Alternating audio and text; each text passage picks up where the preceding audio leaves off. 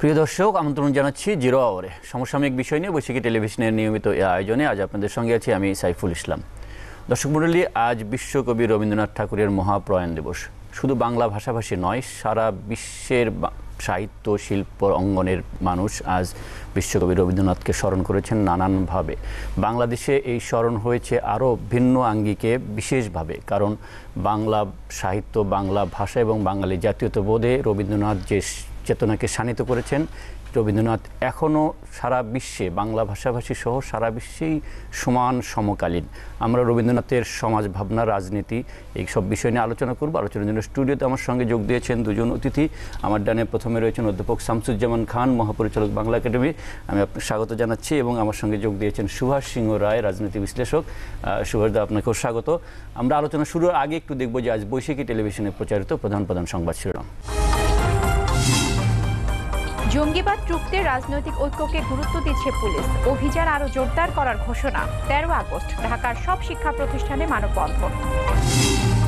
বিএনপির 592 সদস্যের পূর্ণাঙ্গ কমিটি ঘোষণা। স্থায়ী কমিটিতে নতুন মুখ আমির খসরু ও ভারতে বন্ধু সালাউদ্দিন, মোসাদ্দেক আলীর পদত্যাগ। দেশবিরোধী ষড়যন্ত্র করছে বিএনপি জামাত জোট, বলছে আওয়ামী লীগ। ঘরে ঘরে জঙ্গি বিরোধী দুর্গ গড়ে তোলার আহ্বান। নদ নদীর পানি কমতে থাকায় দেশের সার্বিক বন্যা পরিস্থিতির কিছুটা উন্নতি দেখা দিয়েছে। ভাঙন, রাস্তাঘাট ভেঙে যাওয়ায় যোগাযোগ বিচ্ছিন্ন। এবং জমকালো আয়োজন ও বর্ণিল আলোকছোটায় রিও অলিম্পিক আসরের উদ্বোধন। বাংলাদেশের পতাকা বহন করলেন গলফার সিদ্দিকুর, প্রথম স্বর্ণ জিতলেন যুক্তরাষ্ট্রের থ্রাসার। শিরোনামগুলো দেখছিলাম। অধ্যাপক শামসুজ্জামান খান, আপনাকে দিয়ে আলোচনাটি শুরু করতে চাই। রবীন্দ্রনাথের এই ভারতীয় উপমহাদেশের মহান পুরুষ রবীন্দ্রনাথের আবির্ভাবের, জন্মের এই 150 বছর পরেও রবীন্দ্রনাথকে নিয়ে এখনও আলোচনা হয়, গবেষণা হয়। বাঙালির সমস্ত কর্মপ্রেরণায় রবীন্দ্রনাথ ছায়ার মতো বিচরণ করেন। এতগুলো বছর পরেও রবীন্দ্রনাথ কেন আমাদের কাছে এখনও সমান সমকালীন, কেন অনুপ্রেরণার উৎস?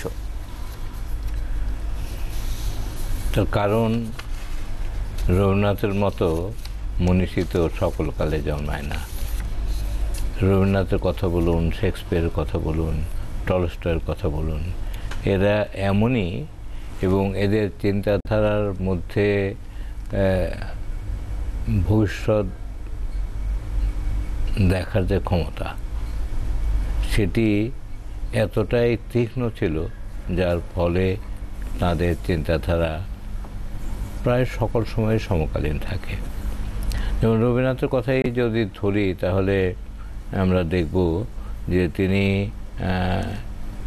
যে বিষয়গুলোকে উত্থাপন করেছেন, সেটি কিন্তু সমকালীন পৃথিবীতে তার সমপর্যায়ে যারা, তাদের চিন্তা চেতনার সঙ্গে একেবারেই একীভূত ছিল। যেমন তিনি মৃত্যুর সামান্য কিছু আগে দ্বিতীয় বিশ্বযুদ্ধের অবস্থাটা দেখলেন। দেখার পরে তার মাথায় যে চিন্তাটা এলো যে বিশ্বব্যাপী এর বিরুদ্ধে একটা প্রতিরোধ আন্দোলন করে তোলা দরকার, এবং সেটি হওয়া উচিত বিশ্বের শ্রেষ্ঠ প্রতিভাবানদের নিয়ে। সেই জন্য রবীন্দ্রনাথ ঠাকুর, আইনস্টাইন, রমারোলা, হ্যান্সমোডে, এই সমস্ত বিশ্ববিখ্যাত পণ্ডিতেরা গঠন করলেন league against fascism and war. কারণ তখন গোটা বিশ্বব্যাপী হিটলারের যে দাপট, মুসলিনের যে দাপট, তার বিরুদ্ধে এটি ছিল খুবই প্রয়োজনীয় একটি বিষয়। শুধু সেই কথাটাও যদি চিন্তা করেন, তাহলে দেখেন এখন বিশ্বব্যাপী নতুন এক ফ্যাসিবাদ দেখা দিয়েছে। সেটি হলো ধর্মান্ধতা। ধর্মান্ধতার যে আগ্রাসন, সেটি মধ্যপ্রাচ্যের ইরাকের মধ্যে ধ্বংস করে ফেলেছে প্রায়, এবং লিবিয়াকে ধ্বংস করে ফেলেছে। সেই সঙ্গে সঙ্গে সিরিয়ায় তার আরও উগ্র রূপ আমরা দেখছি। সেখানে ISIS যে অবস্থাটা সৃষ্টি করেছে, বা আফ্রিকাতে যে বোকো হারাম তাদের যে অবস্থা, সেটি এমনই। তার ফলে বিশ্বব্যাপী শান্তির বিষয় যদি উত্থাপন করতে চান, প্রগতির বিষয় যদি উল্লেখ করতে চান, সভ্যতাকে বাঁচানোর বিষয়ে যদি উল্লেখ করতে চান, তাহলে ওই রবীন্দ্রনাথের চিন্তার কাছে ফিরে যেতে হবে। তিনি এবং তার সমকালীন বিশ্বের যে শ্রেষ্ঠ জনেরা, যাদের কথা একটু আগে উল্লেখ করলাম, তারা কিন্তু সারা জীবন মানুষের পক্ষে, সভ্যতার পক্ষে, শান্তির পক্ষে সোচ্চার ছিলেন। শুধু সোচ্চার ছিলেন বললে কমই বলা হবে, স্বয়ং অংশগ্রহণ করেছেন। এই সব কারণেই এদের চিন্তা চেতনা এবং এদের কবিতাই বলেন, নাটক বলেন, তাদের গান বলেন, তাদের চিঠিপত্র বলেন, এগুলো কিন্তু বিশ্ব মানবের এবং গোটা বিশ্ব সভ্যতারই একটি মূল্যবান অংশ হয়ে গেছে। অতএব সেগুলোকে স্মরণ করেই এই পৃথিবীতে আমরা শান্তির স্বর্গ গড়ে তুলতে পারি। এই পৃথিবীতে আমরা যে কোনো সন্ত্রাসবাদকে, যে কোনো জঙ্গিবাদকে, যে কোনো মানব বিদ্বেষী কর্মকাণ্ডকে প্রতিরোধ করতে পারি। সেই ক্ষেত্রে রবীন্দ্রনাথের বাণী, তার কবিতা হোক, গান হোক, নাটক হোক, বা ইঙ্গিতধর্মী যে লেখাগুলো আছে সেগুলো হোক, ছোট গল্প হোক, সব কিছুই কিন্তু আমাদের জন্য প্রগতিবাদী মানুষের পক্ষে, মানবিকতার পক্ষে যারা, মানুষের অধিকারের পক্ষে যারা, তাদের জন্য শক্তিশালী হাতিয়ার। সেই কারণেই তারা সবসময় সমকালীন থাকেন। তাদের চিন্তার মধ্যেই একটি বিশ্বজনীনতা আছে, ভবিষ্যৎ দর্শিতা আছে। এইসব কারণেই তারা শ্রেষ্ঠ, তারা চিরকালীন, তারা সকল কালের শ্রেষ্ঠ মানুষ। সেই কারণে তারা সমকালীন। এই যে ভবিষ্যৎ দ্রষ্টার কথা বললেন, যে এই মনীষী যে ভবিষ্যৎ দেখতে পারতেন, সেটি তো তিনি নিজের লেখাও বলে গিয়েছেন যে আজি হতে শতবর্ষ পরে কে তুমি পরিছ। তো তিনি তখন থেকে আরও শতবর্ষ পরের চিন্তা করেছেন এবং বিশ্বযুদ্ধ, একটি বিশ্বযুদ্ধ তিনি প্রথম বিশ্বযুদ্ধ দেখেছেন, আরেকটি বিশ্বযুদ্ধের ডামাডোল দেখেছেন। সেই বিশ্বযুদ্ধের সময় সেই যুদ্ধ, সেই অশান্তি, হানাহানি, খুনোখুনির বিপরীতে শান্তির আহ্বান তো তখনও জানিয়েছেন। সেই শান্তির আহ্বান একটা বড় অস্ত্র সাহিত্য, শিল্প, সংস্কৃতি হতে পারে। আপনি কি মনে করেন যে আমাদের এখন যে নতুন যে সমস্যার কথা বলছেন, বিশ্ব প্রেক্ষাপট থেকে বাংলাদেশ এই যে জঙ্গি এবং সন্ত্রাসী এবং ধর্মান্ধতা, সেই সন্ত্রাস মোকাবেলায় আমাদের এই অস্ত্রগুলো, শিল্প, সাহিত্য, সংস্কৃতি যথাযথভাবে ভূমিকা রাখতে পারছে? না, যথেষ্ট ভূমিকা অবশ্যই রাখতে পারবে, কিন্তু আমরা তো সেগুলোকে ব্যবহার করছি না। আমি শিক্ষার কথাই যদি বলি, তাহলে আমাদের দেশ তো একটি স্বাধীন দেশ। এইখানে ইংরেজি মাধ্যম যে সমস্ত স্কুল এবং কলেজগুলো আছে, তাদের পাঠ্যপুস্তকে কেন মার্কিন যুক্তরাষ্ট্রের ইতিহাসই শুধু পড়ানো হবে, কেন ইংল্যান্ডের ইতিহাসই পড়ানো হবে, কেন আমাদের মুক্তিযুদ্ধের ইতিহাস পড়ানো হবে না, কেন আমাদের বাংলা সাহিত্য বাধ্যতামূলক করা হবে না?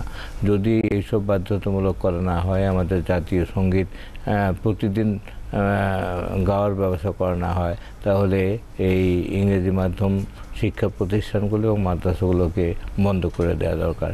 সরকারের সেই শক্তি থাকা উচিত এবং সরকার অবিলম্বে সেইটা করা দরকার। এইটা যদি করা হয় তাহলেই কিন্তু রবীন্দ্র চেতনা তার মধ্যে বিকশিত হবে, শান্তির বাণী তার মধ্যে বিকশিত হবে এবং তারা অনেক বেশি গভীরভাবে জীবনকে উপলব্ধি করার চেষ্টা করবেন। জীবনের যে সূক্ষ্মবোধ, জীবনের যে নান্দনিকতা, জীবনের যে ন্যায়পরায়ণতার পক্ষপাতী আমরা, এই বিষয়গুলো তো বিশ্বের সাহিত্যিকদের মধ্যেই পাওয়া যাবে। লেখকদের টলস্টয়ের লেখায় পাওয়া যাবে, রবীন্দ্রনাথের লেখায় পাওয়া যাবে, শেক্সপিয়ারের লেখায় পাওয়া যাবে, গেটের লেখায় পাওয়া যাবে।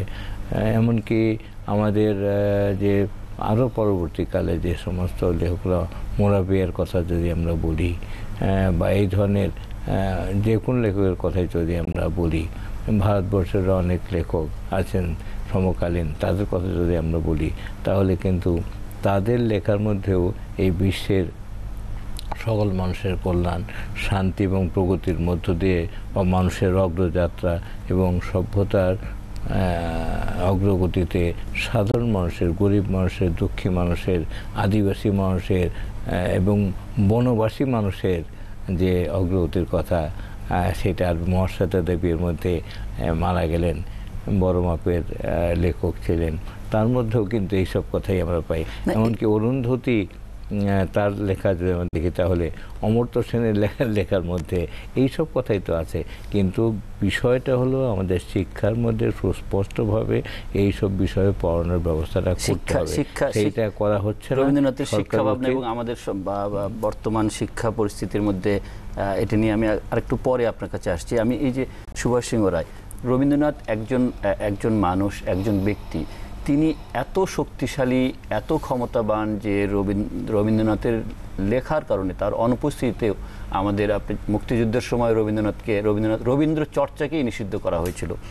যে রচনা, যে লেখা, যে প্রেরণা এত শক্তিশালী, সেই রবীন্দ্র চর্চার মাধ্যমেই তো আমরা যে কোনো ধরনের এই পশ্চাৎপদতা, ধর্মান্ধতা, কুপমণ্ডকতা, সন্ত্রাস, জঙ্গিবাদের প্রতিরোধ করার প্রেরণা পাওয়ার কথা, আমরা এগিয়ে যাওয়ার কথা।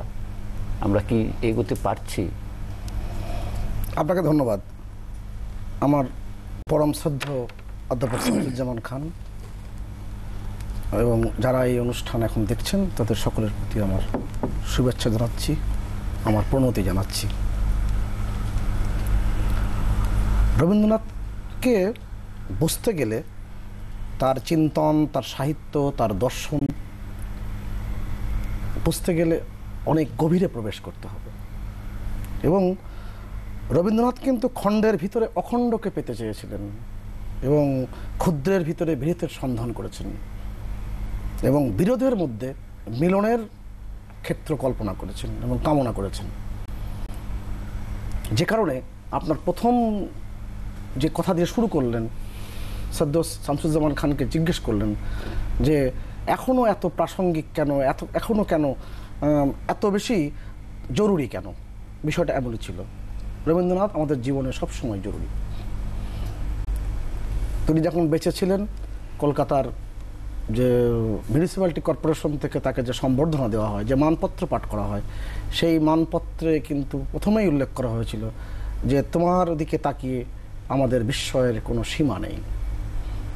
রবীন্দ্রনাথ হচ্ছে আমাদের এই জাতীয় জীবনের, আমাদের যে কথা এতক্ষণ ধরে অধ্যাপক শামসুজ্জামান খান বললেন এবং নিশ্চয়ই দর্শকরা অনুভব করছেন, রবীন্দ্রনাথ আমাদের প্রতি মুহূর্তের, আমাদের প্রতি পদক্ষেপের প্রেরণার উৎস।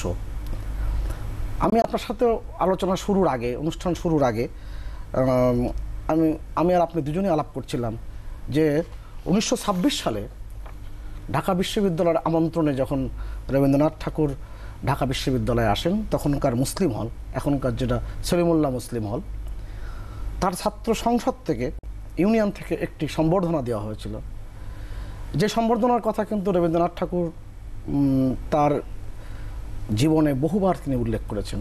সেই সম্বর্ধনার যে মানপত্র পাঠ করা হয়েছিল তার 3-4টি লাইন আপনাদের সামনে উপস্থাপন করছি। 1926 সালে, হে পুণ্যচিত্ত অনন্তরূপ পিয়াসী সাধক, আমাদের আদর্শ কর্মপ্রাণ স্নেহপ্রবণ ভক্তবীর হজরত মোহাম্মদের জীবনের মূল মন্ত্রটি তোমার একটি ছন্দে বেশ সুন্দর অভিব্যক্ত হইয়াছে। বৈরাগ্য সাধনে মুক্তি সে আমার নয়, অসংখ্য বন্ধন মাঝে মহানন্দময়, লোভিব মুক্তির স্বাদ।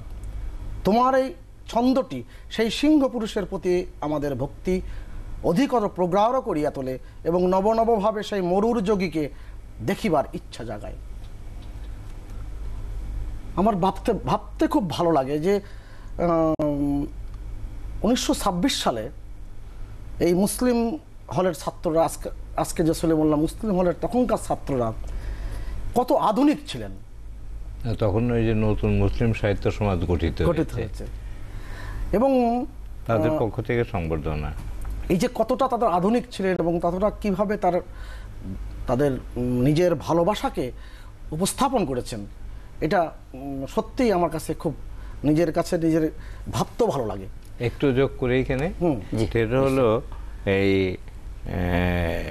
রবীন্দ্রনাথ কিন্তু একবার সিরাতুন নবী উপলক্ষে, হযরত নবীর কথা যেহেতু এসছে সেই জন্যই বলি, তিনি বাণী পাঠিয়েছিলেন মহাপুরুষ বলে, যে তিনি যে মানুষের কল্যাণের জন্য যা করছেন তার প্রশংসা করে রবীন্দ্রনাথের একটি বাণী তিনি পাঠিয়েছিলেন। সেখান থেকে বোঝা যায় যে কতটা মুক্তমনা একটি মানুষ ছিলেন। যে কোনো একজন মহামানবকে তিনি কত শ্রদ্ধার দৃষ্টিতে দেখতেন। অথবা আমাদের নজরুল যেরকম বলেছেন, কামাল তুনে কামাল কিয়া ভাই কামাল আতাতুর্ক, রবীন্দ্রনাথও ওই জায়গায় ওই কামাল আতাতুর্ককে অসাধারণ এক পুরুষ হিসেবে আখ্যাত করেছিলেন। যে নতুন যে জাগরণ শুরু হয়েছে, বিশেষ করে মুসলিম জাগরণ, সেই ক্ষেত্রে কামাল আতাতুর্কের ভূমিকা অসাধারণ।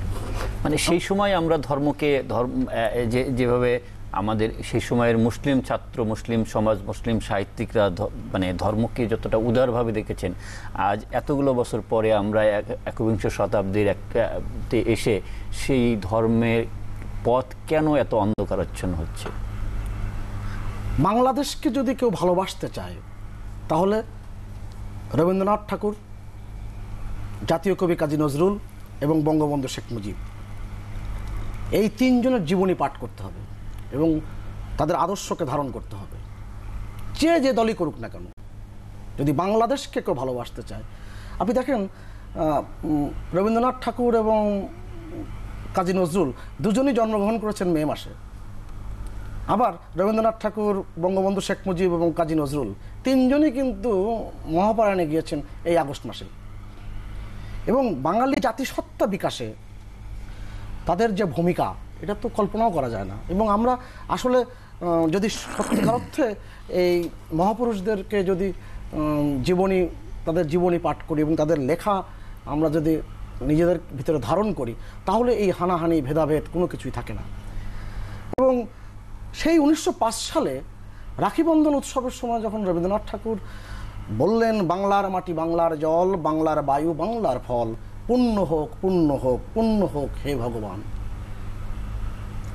মানে আমরা কিন্তু আসলে এই মহাসমুদ্রে কিন্তু অবগাহন করতে পারি না, যে কারণে আমাদের মধ্যে ভেদাভেদ, আমাদের মধ্যে যে কথা অধ্যাপক শামসুজ্জামান খান খুব স্পষ্ট করে বললেন, আমাদের মধ্যে যে এই ভালোবাসার যে ঘাটতি, সেই ঘাটতিটা কিন্তু আমরা লক্ষ্য করি। সুভাষ, আর একটা বিষয়, মানে ইসলাম চর্চার ক্ষেত্রে যে গভীরতা এনেছিলেন মুসলিম সাহিত্য সমাজের কাজী আব্দুল ওদুদ সাহেব বা কাজী মোতার হোসেন বা আব্দুল কাদির বা আবুল ফজল, সেই পড়াশোনায় তো এই তরুণদের নাই, ইসলাম সম্পর্কে কোনো ধারণাই নেই।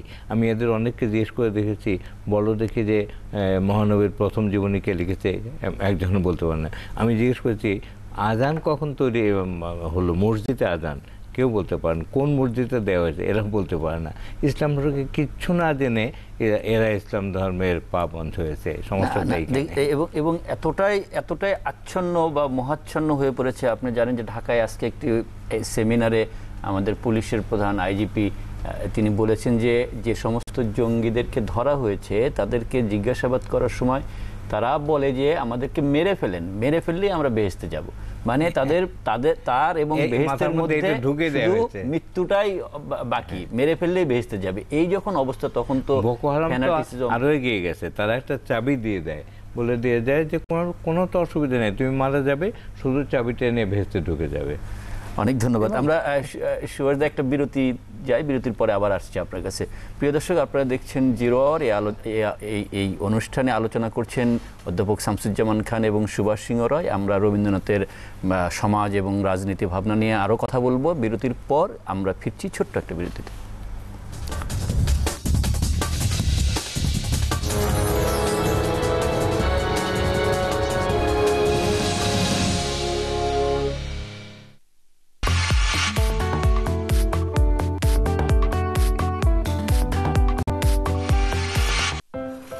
দেখ তো বাবা, কাকে পছন্দ। এই, তুমি বিয়ে করছো কবে? আচ্ছা, আমরা বিয়ে করছি কবে? বিয়ের জন্য একটা সিজন লাগে বস, ক্যারিয়ারটা আরেকটু গুছিয়ে নেই, ব্যাংক ব্যালেন্স লাগে, প্রিপারেশন লাগে, ভাগ্য লাগে, ভাগ্য। এই যে সালমান খান, প্রাণ ঝাল চানাচুর খান।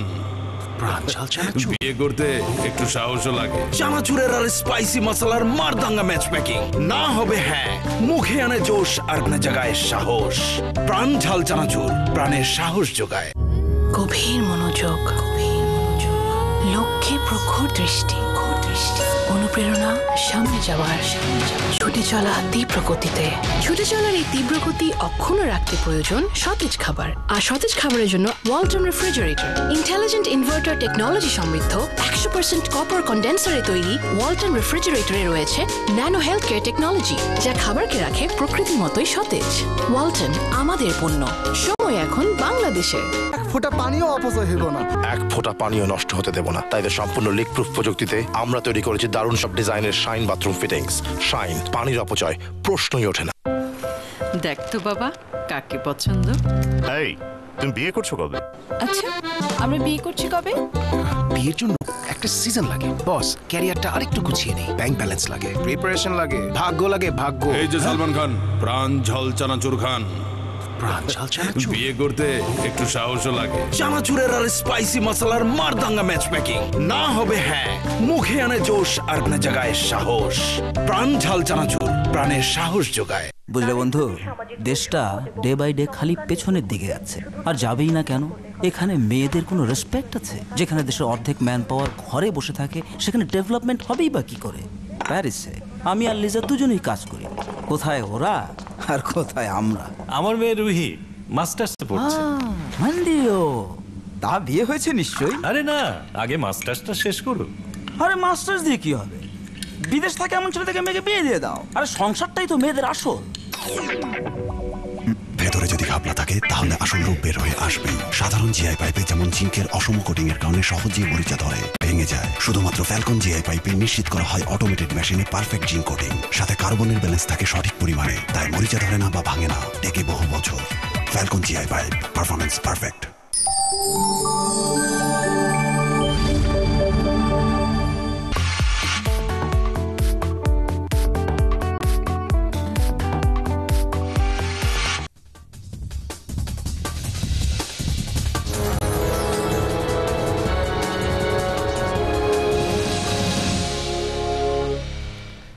বিরতির পর আর একবার স্বাগত জিরো আওয়ারে। আমরা আলোচনা করছিলাম রবীন্দ্রনাথের সমাজ এবং রাষ্ট্রভাবনা নিয়ে। সুভাষ সিংহ রায়, রবীন্দ্রনাথ আজ থেকে 150 বছরেরও বেশি সময় আগে যে সমাজ, যে শান্তিপূর্ণ সমাজের স্বপ্ন দেখতেন, যে রাষ্ট্রের স্বপ্ন দেখতেন, যে রাজনীতির কল্পনা করতেন, আমরা এই 150 বছর পরেও সেই রাজনীতি, সেই সমাজ, সেই রাষ্ট্র ব্যবস্থার বাস্তব চিত্র কি দেখছি? না হলে কেন নয়? আমি যে কথা বলতে বলতে আমরা বিরতিতে গেলাম, আপনার প্রসঙ্গে আমি অবশ্যই দু একটি বাক্য আমি নিশ্চয়ই বিস্তার করার চেষ্টা করব। 1995 সালে জাপানে একজন বিখ্যাত ব্যক্তি নোবেল পুরস্কার পেয়েছিলেন, কেন জাবুরো ওয়ে। তিনি যখন নোবেল পুরস্কার পেলেন তখন তার মা তাকে সাহিত্যে নোবেল পেয়েছিলেন। তখন তার মা তাকে ফোন করে বলেছিল যে তুই তো রবীন্দ্রনাথ ঠাকুরের পর্যায়ে উঠে গেছিস, কেননা রবীন্দ্রনাথ ঠাকুর নোবেল পেয়েছিলেন, তুমি আমার সন্তান পেয়েছো, আমার এটা খুবই আনন্দের সংবাদ। তখন তার মার বয়স 95 বছর। আপনি আমাদের যে ভাবনা চিন্তার জগৎটাকে রবীন্দ্রনাথ ঠাকুর প্রতি মুহূর্তে কিন্তু শানিত করেছেন। আমি যে কথা বলছিলাম যে রাখি বন্ধনের সময় তিনি যখন বললেন, বাঙালির প্রাণ বাঙালির মন, বাঙালির ঘরে যত ভাই বোন, এক হোক এক হোক এক হোক হে ভগবান। মানে এই যে বাণী, এই যে তার উচ্চারণ, এটা তো মানে আমরা কিন্তু সেই পথে কিন্তু যেতে পারিনি আমাদের মধ্যে। সেই জন্য তিনি 80 বছর বয়সে যখন সভ্যতার সংকট লিখছেন, তখন তিনি বেশ দুঃখের সাথে বলেছেন, আবার আশা ব্যক্ত করেছেন যে আজ আশা করে আছি পরিত্রাণকর্তার জন্মদিন আসছে, আমাদের এই দারিদ্র লাঞ্ছিত কুটিরের মধ্যে মানুষের কথা এসে শোনাবে এই পূর্ব দিগন্ত থেকে। এবং সেই যে সে নিয়ে আসবে মানুষের চরম আশ্বাসের কথা, মানুষকে যে শোনাবে, ওই মহামানব আসে, তিনি যখন লিখলেন। আপনি দেখেন 40 দশকের মনীষা এস ওয়াজেদ আলী, তিনি কিন্তু বলেছেন যে রবীন্দ্রনাথ ঠাকুর যে এই লেখা লিখেছেন সভ্যতার সংকট, এই যে পরিত্রাণকর্তা জন্মদিন আসবে, তিনি বুঝেছেন যে এমন একজন সিংহপুরুষ জন্মগ্রহণ করবে আমাদের এই পূর্ব দিগন্তে, অর্থাৎ এই পূর্ববঙ্গে, যিনি বাংলা ভাষা বাঙালিকে তিনি সেই মর্যাদায় অধিষ্ঠিত করবেন। নিশ্চয়ই এই ব্যক্তি হচ্ছেন বঙ্গবন্ধু শেখ মুজিবুর রহমান। এস ওয়াজেদ আলী কিন্তু এই কথাই বলেছেন, এস ওয়াজেদ আলীর কথাই বলছিলেন। জি, আমি এই যে রবীন্দ্রনাথ যে বলেছিলেন এস ওয়াজেদ আলী সেই কথা বলেছেন। আমাদের মানে ভাবনার জগতে রবীন্দ্রনাথ, যদি আপনি শিক্ষার প্রসঙ্গ আনছিলেন, রবীন্দ্রনাথ ঠাকুর শিক্ষা নিয়ে অসংখ্য প্রবন্ধ লিখেছেন। এইখানে কিন্তু এই মহামানব আমাদের জন্য বঙ্গবন্ধু, সেটাই বলছে, এই পূর্ব দিগন্ত থেকেই, মানে এই পূর্ববঙ্গ থেকেই উঠে আসবে। আপনি রবীন্দ্রনাথ ঠাকুর যখন শিক্ষা নিয়ে তার লেখাগুলো লিখছেন, তিনি যখন বিভিন্ন সেমিনারে বক্তব্য রাখছেন, আপনি জানেন ঢাকা বিশ্ববিদ্যালয়ে এসে তিনি সেই তখনকার যে মিউনিসিপ্যালিটি কর্পোরেশন থেকে শুরু করে যারা এখানে ছিলেন, এমনকি যারা এখানকার নাগরিক সমাজ ছিলেন, তারা যে সম্বর্ধনা দিয়েছিলেন, তিনি সেখানে যে মতো ধর্মতত্ত্ব নিয়ে আলোচনা করেছেন ওই 1926 সালে। এগুলো কিন্তু এখন কল্পনা করলে মনে হয় যে কত সাহসী কাজ তিনি করেছেন। এই যে শিক্ষার কথা বলছিলেন বিরতির আগে, এবং রবীন্দ্রনাথের শিক্ষা ভাবনা, আমাদের শিক্ষা ব্যবস্থার গলতটা কোথায়? গলতটা আমি এক বাক্যে শেষ করি, স্যার নিশ্চয়ই অনেক বিশাল কিছু বলবেন। আমি খুব ছোট দাগে বুঝি। রবীন্দ্রনাথ বলতেন যে সুশিক্ষার লক্ষণ এই যে তাহার শুধু তথ্য দেয় না, সত্য দেয়। শিক্ষার ভিতরে সত্যের যে আবাহন, সত্যের যে অন্বেষণ, সত্যের যে সন্ধান, এটা থেকে খুব জরুরি হিসেবে উল্লেখ করেছেন ডক্টর শামসুজ্জামান খান। মানে রবীন্দ্রনাথ যেটা বলেছিলেন যে শিক্ষা ব্যবস্থা একটা বদ্ধ অবস্থার মধ্যে যেন আটকে না যায়। আমাদের যে শিক্ষা ব্যবস্থা, সেই শিক্ষা ব্যবস্থা তো ঘরের মধ্যে আবদ্ধ হওয়া বিদ্যা, শুধুমাত্র ঘরের মধ্যে আবদ্ধ হওয়া না, চিন্তার দিক থেকেও একেবারে আবদ্ধ হয়ে যাওয়া। সেই জন্য কিন্তু শিক্ষা সম্পর্কে তিনি নতুন চিন্তা ভাবনা করলেন, এবং শান্তিনিকেতনে তিনি যে প্রথমে স্কুল, পরবর্তীকালে সেটাকে বিশ্ববিদ্যালয় পর্যায়ে উন্নীত করলেন, এবং বিশ্বের বিভিন্ন দেশ থেকে পণ্ডিতদের আনলেন, এনে বিভিন্ন বিষয়ে চিন্তা চেতনার একটি ইন্টারাকশন বা পরস্পরের মধ্যে আলাপ আলোচনার মধ্য দিয়ে সমৃদ্ধ হওয়া, সেটা যে তিনি করলেন, সেখান থেকে বোঝা যায় তার শিক্ষার আদর্শটা কী ছিল। অর্থাৎ সেখানে যুক্তিবাদ থাকবে, সেখানে উদারতা থাকবে, শিক্ষা হবে মুক্ত একটা পরিবেশের মধ্যে, এবং তার সঙ্গে প্রকৃতির একটা যোগাযোগ থাকবে। খোলা আকাশের নিচে তিনি গাছের নিচে শিক্ষার ব্যবস্থা করেছেন, বক্তৃতা সেখানে হয়েছে, ছাত্রছাত্রীরা সেখানে বসেই কথা শুনেছে, এবং প্রকৃতির সঙ্গে মিলিত হয়ে শিক্ষাকে এই যে নিয়ে যাওয়া, এটা কিন্তু অনেক বেশি গ্রহণযোগ্য হয়। মানুষের জীবন এবং চলাচল সবটা মিলে প্রকৃতির সঙ্গে যে গভীর একটা যোগ, তার সঙ্গে শিক্ষাকে যুক্ত করতে পারলে সেই শিক্ষাই রক্ত মাংসের সঙ্গে মিশে যায়। আরেকটি যেটা আপনি এর আগের দফায় বলছিলেন যে এখানে যে ধরনের শিক্ষা ব্যবস্থা আমাদের দেশে, একটি ইংরেজি মাধ্যম শিক্ষা ব্যবস্থা, একটি মাদ্রাসা শিক্ষা ব্যবস্থা, আপনি এই দুটি শিক্ষা ব্যবস্থা বন্ধ করার পক্ষে বলেছেন। না, ঠিক বন্ধ করার না, আমি যেটা বলেছিলাম সেটা হলো যে এইসব স্কুলে এবং কলেজে আমেরিকার ইতিহাস পড়ানো হয়, ইংল্যান্ডের ইতিহাস পড়ানো হয়, বাংলার ইতিহাস পড়ানো হয় না, বাংলার সূর্যবীজের কথা বলা হয় না, মুক্তিযুদ্ধের ইতিহাস পড়ানো হয় না, আমাদের জাতীয় সঙ্গীত সেখানে বাজানো হয় না। তার ফলে যে মানুষ তৈরি হচ্ছে, সে মানুষ তো একটি অন্ধকার জগৎ নিয়ে সামনে তৈরি হচ্ছে। মানে এই শিক্ষা ব্যবস্থাটা এক ধরনের হলো শুধুমাত্র কর্মমুখী করে গড়ে তোলা হচ্ছে, জীবনমুখী। এটা ঠিক কর্মমুখীও না, এটা এমন একটা শিক্ষা ব্যবস্থা যেটি উপরে হয়তো বিদেশে গেলে ফুটফাট করে ইংরেজি একটু বলতে পারবে, সেইটুকুই হবে, কিন্তু তার ফলে তার মানে না বিজ্ঞান চেতনার বিকাশ হচ্ছে, না যুক্তির বিকাশ হচ্ছে, না এই দেশের প্রতি গভীরতর ভালোবাসা, শিকড়ের সঙ্গে সংযোগের কিছুই হচ্ছে না। তার ফলে এমন একটি অন্ধকার জগতের মধ্য থেকে সে ওই মানুষ হত্যাকে এবং জঙ্গিবাদকে মনে করছে যে এর মাধ্যমে বেহেশতে যাওয়ার ব্যাপারটি প্রধান হয়ে গেছে। এইখানে ডক্টর মোহাম্মদ শহীদুল্লাহ একটা কথা বলছেন, আজকাল আমি দেখছি আমাদের তরুণ বন্ধুরা খালি রোজা, নামাজ ইত্যাদি নিয়ে আছে। এটা থাকার দোষের কিছু নয়, কিন্তু মনে রাখতে হবে, তুমি যদি সারাক্ষণ শুধুমাত্র এই তথাকথিত ধর্ম সাধনায় থাকো, তাহলে তোমার চারপাশে যে হাবিয়ার দুর্যোগ জ্বলছে, মানুষ দুঃখে আছে, কষ্টে আছে, তাদের দিকে যদি না তাকাও, তাদের জন্য কিছু কল্যাণ যদি না করো, তাহলে এইখানে কিন্তু আল্লাহই বলি, ভগবান বলি বা স্রষ্টা বলি, তিনি কিন্তু সন্তুষ্ট হবেন না। এই মানুষের কল্যাণ করতে পারলে, দুঃখের দুঃখ ঘটাতে পারলে, সাধারণ মানুষকে একটু আশ্রয় প্রশ্রয় বিভিন্নভাবে যদি দেয়া যায়, তাহলেই তোমার শিক্ষা পূর্ণ হবে এবং সেইটাই হবে প্রকৃত ধর্ম সাধনা। তা না হলে শুধুমাত্র ধর্মগ্রন্থ পাঠ এবং তোতা পাখির মতো সেইটা বলে যাওয়া এবং একমাত্রই লক্ষ্য হওয়া যে আমি শুধু ভেস্তে যাব, যে কোনোভাবে ভেস্তে যেতে হবে, এটা তো স্বার্থপর চিন্তা। এটি প্রকৃত ধর্ম। সবাই হাবিয়ে দুদকে জ্বলবে। বিশাল চমৎকার আলোচনা হচ্ছে। আমি সুরজ আবার আসবো আপনার কাছে, আরেকটি বিরতি নেব। বিরতির পর প্রিয় দর্শক আমরা ফিরছি ছোট্ট একটা বিরতির পর। আশা করি আমাদের সঙ্গেই থাকবেন।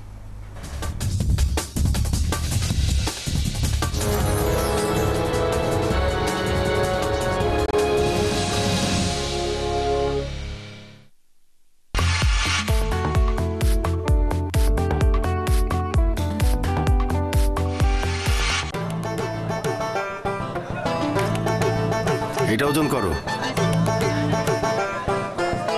2 কেজি হয়ে গেছে। মেশিন ঠিক আছে তো? 3 কেজি 800 গ্রাম স্যার। ওজন ঠিক আছে তো? আস্থা কনফিউশনে। ওজন কি এই পাল্লায়?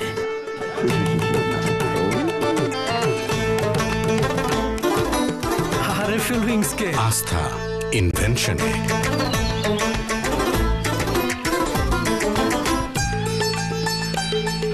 আস্থা ইমোশনে। আস্থা পারফেকশনে। আরএফএল ডিজিটাল ওয়েইং স্কেল দেয় শতভাগ সঠিক ওজনের নিশ্চয়তা। আরএফএল ডিজিটাল ওয়েইং স্কেল, আস্থার মাপকাঠি। গভীর মনোযোগ, লক্ষ্যে প্রখর দৃষ্টি, অনুপ্রেরণা সামনে যাওয়ার, ছুটে চলা তীব্র গতিতে। ছুটে চলার এই তীব্র গতি অক্ষুণ্ণ রাখতে প্রয়োজন সতেজ খাবার। আর সতেজ খাবারের জন্য Walton refrigerator. Intelligent inverter technology সমৃদ্ধ 100% কপার কন্ডেন্সারে তৈরি ওয়ালটন রেফ্রিজারেটরে রয়েছে ন্যানো হেলথ কেয়ার টেকনোলজি, যা খাবারকে রাখে প্রকৃতির মতোই সতেজ। ওয়ালটন, আমাদের পণ্য। সময় এখন বাংলাদেশে। এলো টপার ননস্টিক কুকওয়্যার। 60% পর্যন্ত তেল সাশ্রয়ী 3 লেয়ার বিশিষ্ট বিভিন্ন ডিজাইনের healthy cookware. Topper nonstick cookware, health friendly. এটা ওজন করো।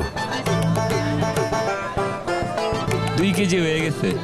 মেশিন ঠিক আছে তো? 3 কেজি 800 গ্রাম স্যার। ওজন ঠিক আছে তো? আরএফএল উইংস কে। আস্থা কনফিউশনে। ওজন কি এই পাল্লায়?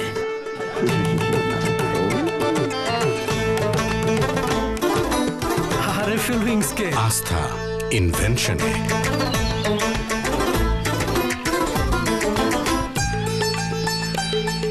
আস্থা ইমোশনে। আস্থা পারফেকশনে। আরএফএল ডিজিটাল ওয়েইং স্কেল দেয় শতভাগ সঠিক ওজনের নিশ্চয়তা। আরএফএল ডিজিটাল ওয়েইং স্কেল, আস্থার মাপকাঠি।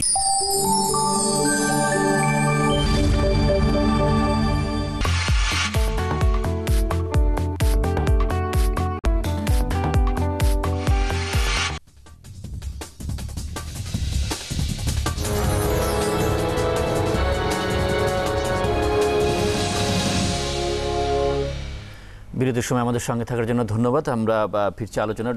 শুভ সিংহ রায়, আপনি শিক্ষা ব্যবস্থা নিয়ে এর আগের দফায় বলছিলেন, ডক্টর শামসুজ্জামান খান আপনি রবীন্দ্রনাথের শিক্ষা ভাবনা নিয়ে হয়তো বলতে চাচ্ছিলেন।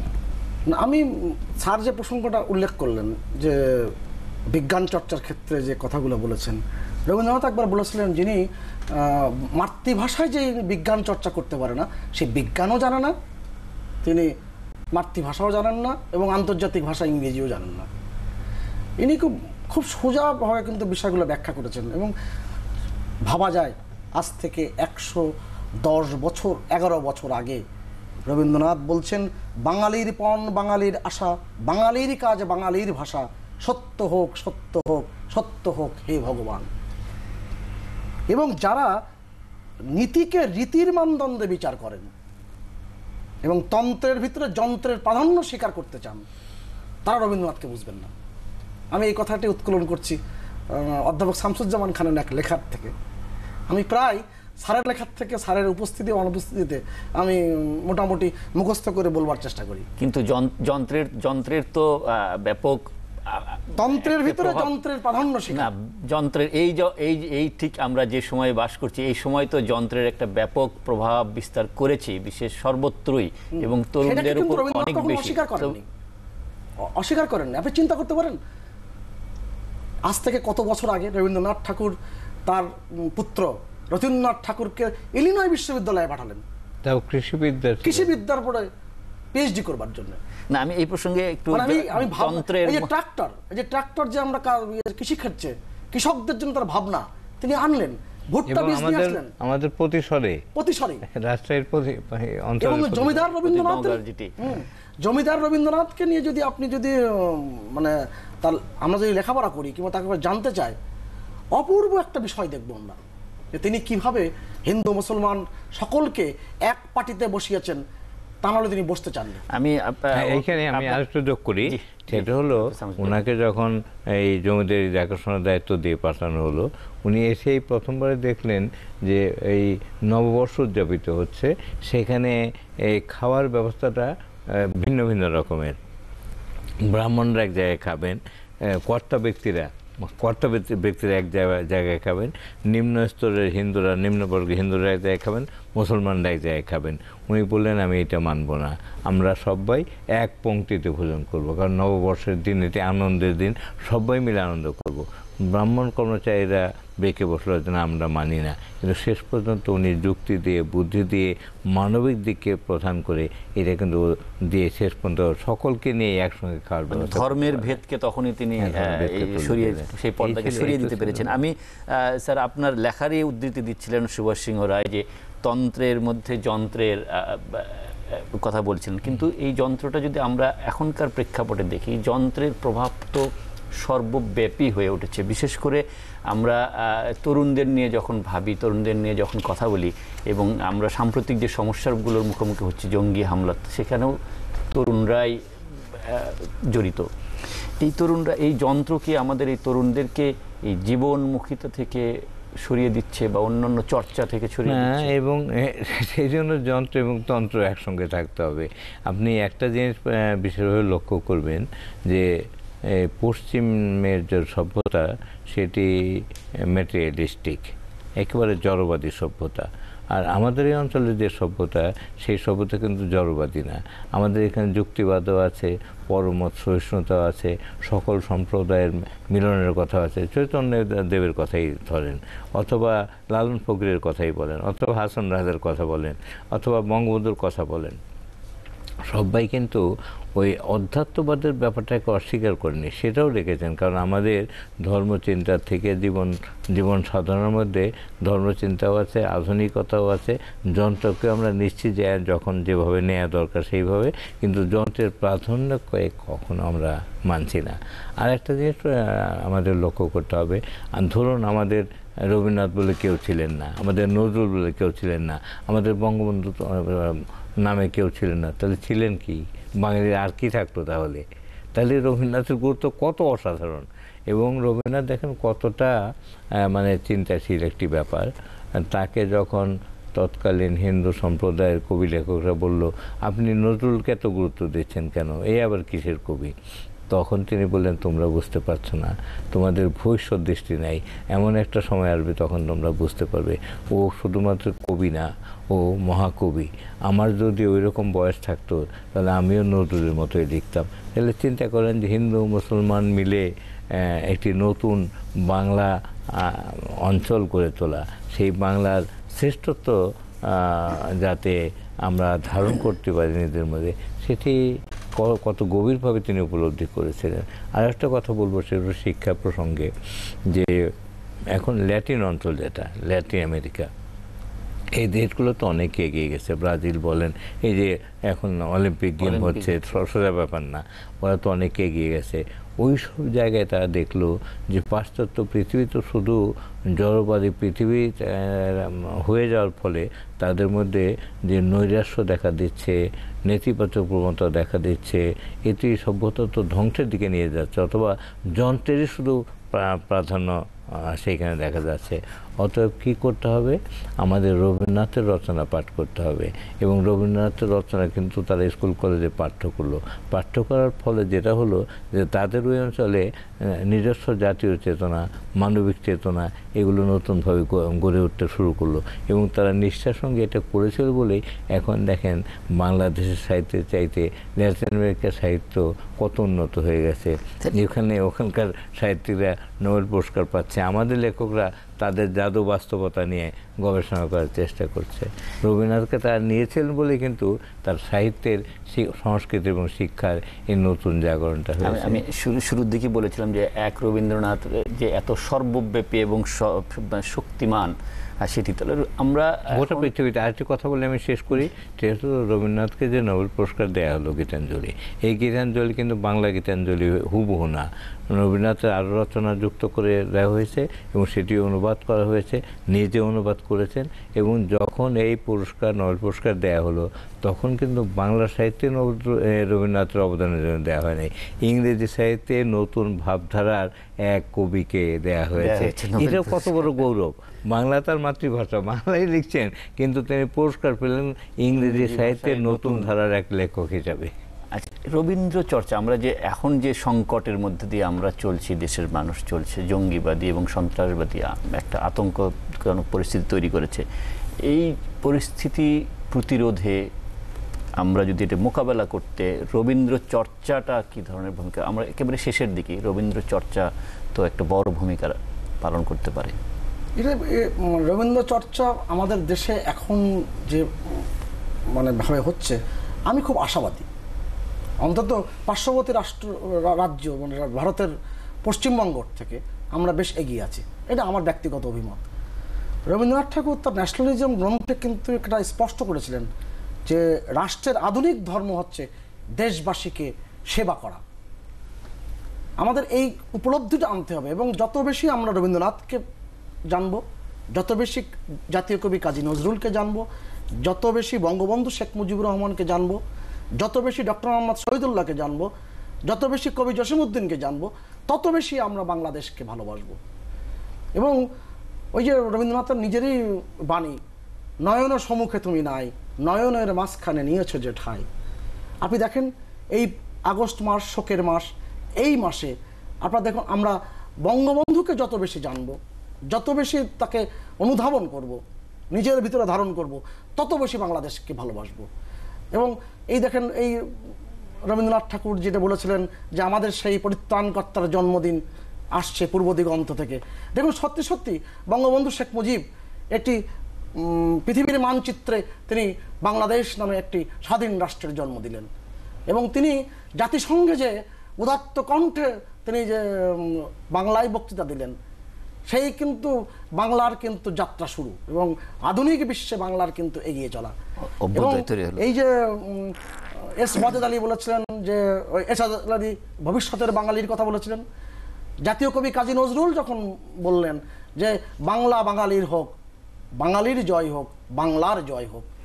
আমরা যত বেশি এই বিষয়গুলো জানবো, নিজের ভিতরে চর্চাটাকে বাড়িয়ে দেব, এবং চর্চা শুধু না, এটাকে নিজের জীবনে প্রয়োগ করবার চেষ্টা করব, কিংবা নিজেকে উপস্থাপন করবে এভাবে, তত বেশি আমরা কিন্তু দেশকে ভালোবাসবো, নিজেকে ভালোবাসবো, সমাজকে ভালোবাসবো। অনেক অনেক ধন্যবাদ সুভাষ সিংহ রায় এবং ডক্টর শামসুজ্জামান খান, আপনাদের দুজনকে আমাদের সঙ্গে আলোচনায় অংশগ্রহণ করার জন্য।